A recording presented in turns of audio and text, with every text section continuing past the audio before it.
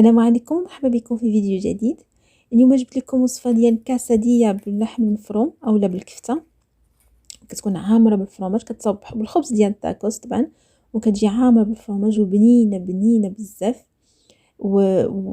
يعني لذيذه بزاف. كتصلح هكا في كاسكروط اولا في غدا الا كان بغيتو تحضروا شي غدا خفيف وسريع. فنتمنى يعجبكم الفيديو، نخليكم مع الوصفه.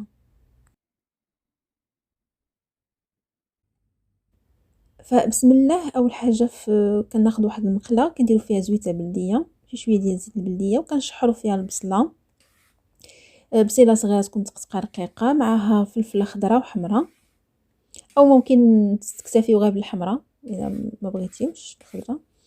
فكنشحروهم مزيان في ديك الزويته، يعني كتقليها مزيان في الزويته حتى كيبدا يدبل اولا اللون ديالو كيبدا يبهات. عاد باش كنزيدوا الكفته ديالنا. عندي هنايا 200 غرام ديال اللحم المفروم اولا الكفته اللي ما مقيوماش طبعا.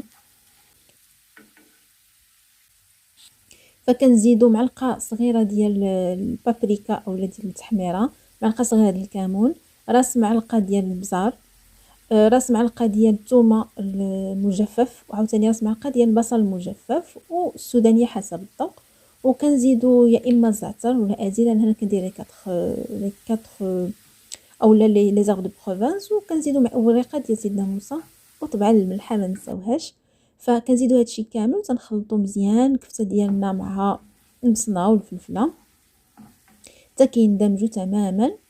وكنزيدوا معلقه كبيره ديال لا بيغي الطوماط، ماشي مركز ديال الطماطم ولكن معجون، يعني لا البيوري ديال الطماطم ولا ديال المطيشه، وشويه د الماء. وتنحركوا كلشي مزيان، وكنزيدوا واحد الراس معلقه ديال المايزينا. تنحاولوا نخلطوها مزيان مع الكفته ومع الفلفله ديالنا، وتنغطيوها وتنخليوها واحد 5 دقائق غير باش نتاكدوا ان البصله والفلفله يطيبوا مزيان. من بعد تنعلب عليها وتنخليوها تشحر.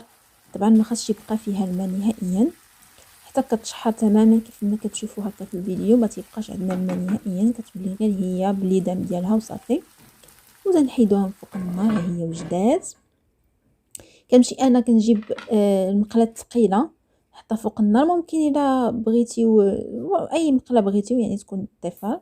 وكنجيب الخبز ديال الطاكوس، انا هنا استعملت خبز ديال الطاكوس اللي بالذره اللي ماشي بالقمح، تيعجبني هذا ديال الذره، واخا تيبقى يتفرتت وما تيتقلمش. فكندهنو شويه بالزيت البلديه من اللور، وكنحطو على المقله، وكنبدا ندير الفرماج ديالي.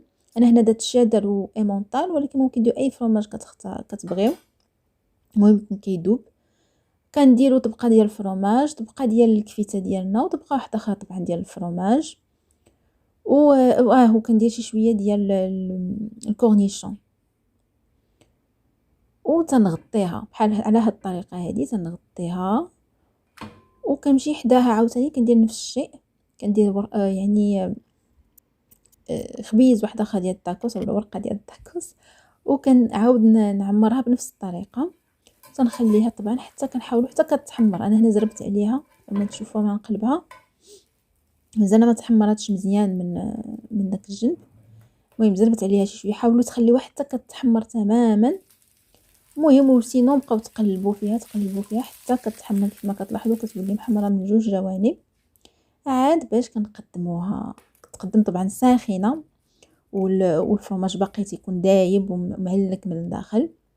ما تخيلوش هاد الوصفه دي شحال كتجي بنينه بزاف، وكيف ما لاحظتوا سريعه دغيا كتوجد، يعني وجبه سريعه وكتشبع وبنينه زعما من يعني باينه في الفيديو لذيذه بزاف، كتجي مفرمجه.